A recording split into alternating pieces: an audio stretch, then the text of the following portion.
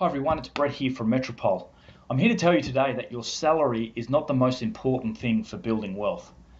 That may come as a surprise to some people, it may be good news to others, but it's reality. I know as a young person growing up and even in recent years, if only I could earn another $20,000 or $30,000 a year or get a high paying job or build my cash flow, it would make all the difference and it may be the key to making me wealthy. But that's not going to happen. In reality, in the next 15 or 20 years, for you to live comfortably in retirement, you're probably going to need an asset base of around $5 or $6 million. My question to you is, even if I doubled your salary tomorrow, are you going to be able to save that much in the next 10 or 15 years? And the answer is probably most likely no. Sure, it may be a big step forward, but you're using tax and getting taxed as part of that process, and it limits your ability to grow and create wealth. What strategy is the most important then?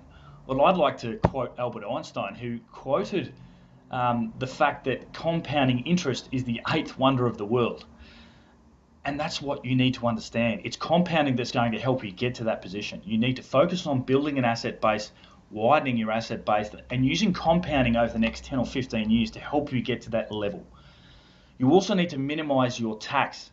So buying cash flow properties, putting granny flats in backyards, Airbnb or flipping property is only going to result in paying more and more tax. By buying and holding good quality assets and selling, you're not having to pay the tax and you can use compounding to its full effect. That's my advice. Don't focus on building cash flow. Don't think that magically one day you're going to get a higher paying job.